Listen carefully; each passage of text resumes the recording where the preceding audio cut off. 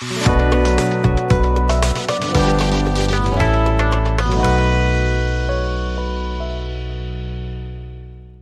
बच्चों, हम लोगों ने रेजिस्टेंस पढ़ लिया है, रेजिस्टेंस के कॉम्बिनेशन पे कुछ न्यूमेरिकल्स भी कर लिए हैं।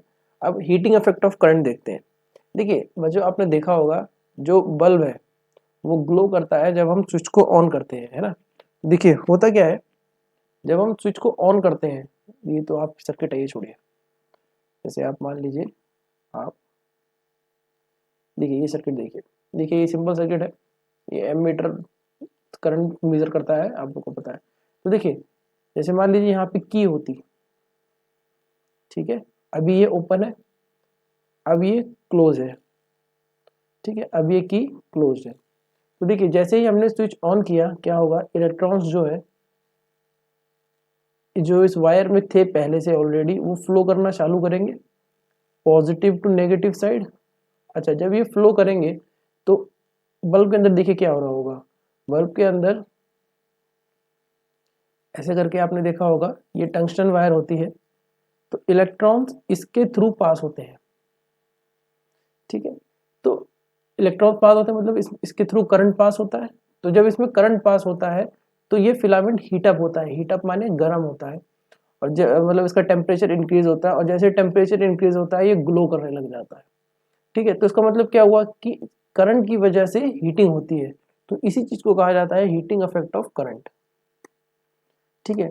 और अगर मान लीजिए कोई करंट आई है, उसे अगर मैं आर रेजिस्टर के थ्रू पास करूं, तो जो हीट प्रोड्यूस होती है, ठीक है, और टी टाइम के लिए पास करूं, तो हीट जो प्रोड्यूस होती है वो होती है आई स्क्वायर आर टी, ठीक है। मैंने क्या कहा, मैंने कहा कि देखिए ये बैटरी है, वी वोल्ट की बैटरी है,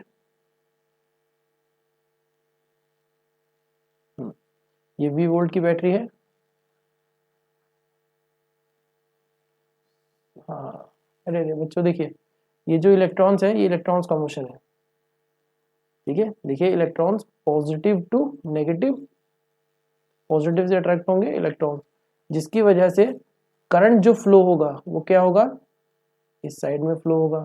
करंट जो फ्लो होगा वो इस साइड में फ्लो होगा, ठीक है बच्चों। करंट जो फ्लो होगा वो इस साइड में फ्लो होगा। मैंने आपको पीछे जो बताया था उसे करेक्ट कर लीजिएगा। इलेक्ट्रॉन्स का मैंने डायरेक्शन अपोजिट बता दिया था, करंट की डायरेक्शन वही थी, करंट की डायरेक्शन सही बताई थी, ठीक है। देखिए इलेक्ट्रॉन इस साइड पॉजिटिव की पॉजिटिव टुवर्ड्स पॉजिटिव अट्रैक्ट होंगे, तो करंट जो हम कह लेते हैं कन्वेंशनल करंट, इलेक्ट्रॉन्स के डायरेक्शन के अपोजिट। तो देखिए अगर ये वी वोल्ट की बैटरी है, जिसकी वजह से आई करंट प्रोड्यूस हो रहा है, और यहाँ आर रेजिस्टेंस है, और ये जो स्विच मान लीजिए यहाँ जो आपने की है, यहाँ जो की लगाई है, उसे आपने सिर्फ टी टाइम के लिए ऑन किया है, तो इस रेजिस्टेंस में जो हीट प्रोड्यूस होगी वो कितनी होगी, आई स्क्वायर आर टी, ठीक है। और इसी हीट को बोला जाता है जूल्स लॉ ऑफ हीटिंग, या इस फॉर्मूले को बोला जाता है जूल्स लॉ ऑफ हीटिंग। ये एच क्या है, heat produced in T time when I current is passed through a R resistor, I square R T. अच्छा, इसको अगर आप वोल्टेज के टर्म में लिखना चाहें तो देखिए H equals to I square R T.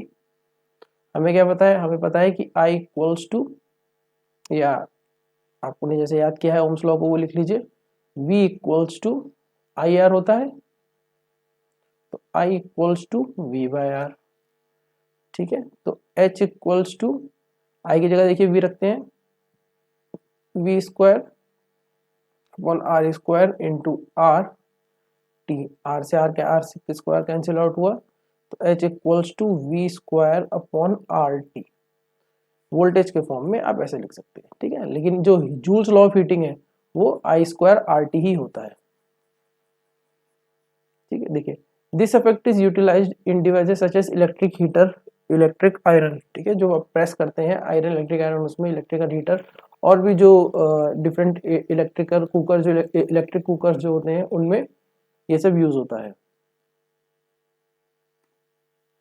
चलिए देखिए, अब बात करते हैं पावर की। देखिए एनसीईआरटी में जो इसका दे रखा है आपको डेफिनेशन, वो है it is a rate at which electrical energy is dissipated और consumed in an electric circuit, ठीक है। रेट, रेट माने डिवाइड बाय टाइम, ठीक है। रेट, रेट माने divide by time. Electrical energy, अभी इलेक्ट्रिकल एनर्जी की अगर मैं बात करूं तो electrical energy is the heat, जो हीट निकली है वो एनर्जी की वजह से तो निकली है।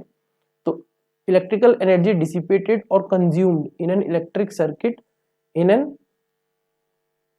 डिसिपेटेड और consumed in an electric circuit. देखिए अगर आप जूल जो एनर्जी निकली है, अगर इसको आप हीट एनर्जी के कंसीडरेशन में बात करते हैं तो देखिए पावर इक्वल्स टू, देखिए एनर्जी अपॉन टाइम, जैसे कि यहाँ लिखा है। तो पावर क्या हो जाएगा, अच्छा एनर्जी क्या हो जाएगी, H upon T, I square R T upon T.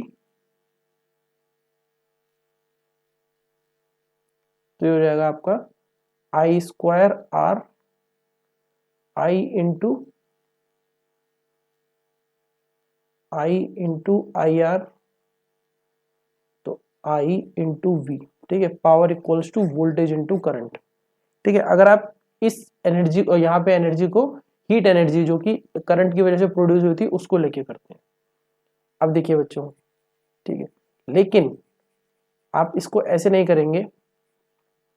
एक और देखिए, एक और डेफिनेशन है, power can also be given as rate of work done. Work done किसका, बाय अ यूनिट चार्ज। ठीक है, तो वर्क डन क्या है, इलेक्ट्रिकल एनर्जी। तो इसको हम ऐसे लिख सकते हैं, power is equals to work done, और रेट की बात करिए तो बाय टाइम। देखिए वोल्टेज, जब मैंने आपको बताया था वोल्टेज क्या था, work done by a unit charge from coming for from going from point A to point B. ठीक है, तो वर्क डन क्या हो जाएगा यहां से, वोल्टेज इंटू चार्ज। चलिए देखिए, voltage into charge upon time, charge upon current, तो sorry charge upon time, current हो जाएगा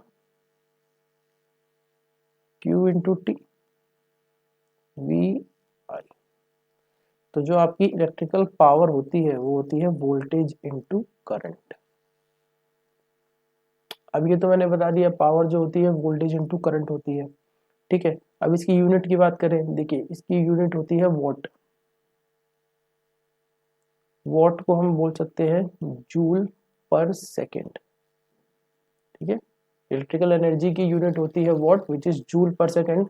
लेकिन अगर यहाँ देखा जाए, इलेक्ट्रिकल पावर की बात करी जाए, तो इलेक्ट्रिकल पावर में हम देखिए, इलेक्ट्रिकल पावर में ये वॉट जो है आपका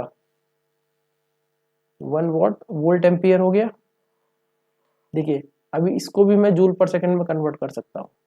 ठीक है, अगर मैं वी की बात करूँ, वी जो होता है, वी होता है आपका क्या, work done by time. Work done माने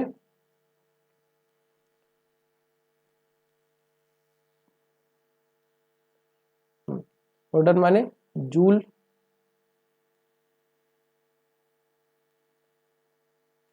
सॉरी, जो वोल्टेज होता है आपका वो होता है वर्क अपॉन चार्ज।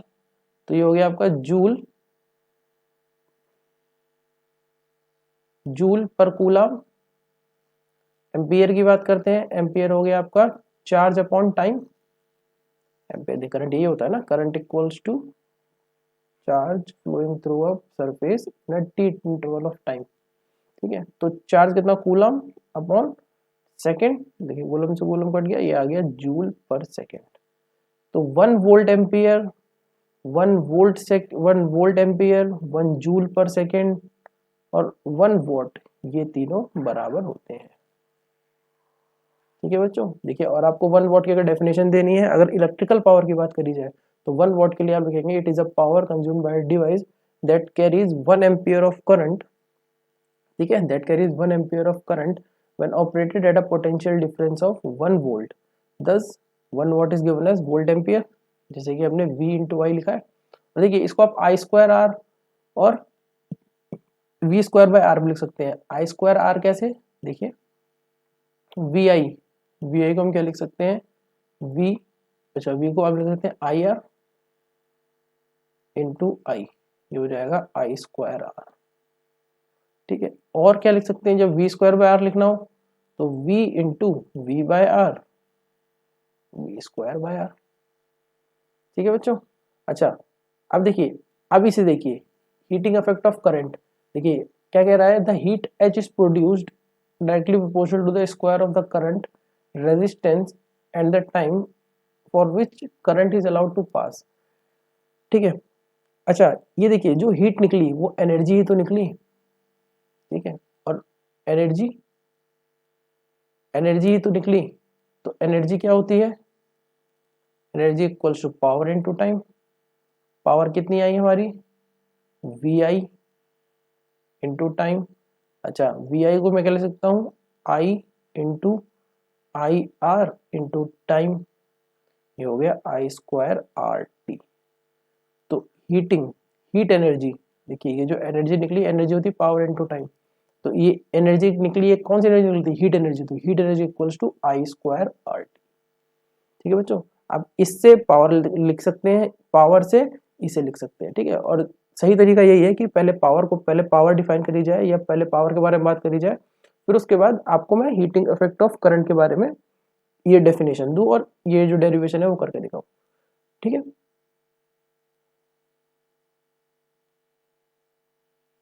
चलिए अभी तक हमने बात करी इलेक्ट्रिक पावर के बारे में, ठीक है। अब हम बात करते हैं कॉमर्शियल यूनिट के बारे में। Commercial unit of electrical energy का क्या मतलब हुआ, देखिए जो हमारे घर में जो बिल बनता है, जो इलेक्ट्रिसिटी बिल आता है वो पर यूनिट के हिसाब से आता है। अच्छा यूनिट का क्या मतलब होता है, यूनिट का मतलब ये होता है कि किलोवाट आवर मतलब एक आवर में हम कितना किलोवाट एनर्जी कंज्यूम करते हैं, है ना। अभी हमने पढ़ा ना, वॉट क्या था, electrical power, watt into time क्या हो जाएगा, इलेक्ट्रिकल एनर्जी। अगर हम इलेक्ट्रिकल एनर्जी की बात करें बच्चों, हाँ अगर हम इलेक्ट्रिकल एनर्जी की बात करें, क्योंकि एनर्जी बेसिकली क्या होता है, पावर इनटू टाइम, और इलेक्ट्रिकल एनर्जी का मतलब electrical power into time. Power की यूनिट क्या थी, वॉट, टाइम की यूनिट आवर। अच्छा बड़ी यूनिट ले लेते हैं, किलोवाट आवर, ठीक है। और किलो की बात करें तो 1 किलो इक्वल्स टू 10⁻³ होता है, मतलब 1 kilowatt equals to 10⁻³ watt. जहां भी आपको किलो मिल जाए 10⁻³ हो जाएगा। 1 kilogram equals to 10⁻³ gram. 1 kilometre equals to 10⁻³ metre. Kilo आपको जहां मिल जाएगा वहां आप 10⁻³ लगा दीजिए। चलिए तो देखिए electrical energy is a product of power and time. मैंने आपको अभी बताया इलेक्ट्रिकल एनर्जी क्या होती है, is a product of power and time. The unit of electricity is watt hour. Watt hour, how watt hour, power watt into time hour, watt hour. 1 watt hour is the energy consumed when 1 watt of power is used for 1 hour. When 1 watt of power is used for 1 hour, मान लीजिए आपके घर में कोई 1 watt का bulb है, ठीक है। जब आप उसको 1 घंटे तक जला के रखेंगे तो जो आपकी इलेक्ट्रिकल एनर्जी यूज होगी वो कितनी होगी, 1 watt-hour। अच्छा कॉमर्शियल एनर्जी ऑफ यूनिट मतलब इस यूनिट का यूज करके क्या बनता है, आप इलेक्ट्रिसिटी बिल बनते हैं। जैसे कहते हैं ना कि 10 यूनिट बिल आया है, 15 यूनिट बिल आया है, तो पर यूनिट की कुछ कॉस्ट होती है, ठीक है, पर यूनिट की कुछ कॉस्ट होती है, तो उसके अकॉर्डिंग बिल आता है, ठीक है। जैसे मान लीजिए 1 यूनिट की कॉस्ट है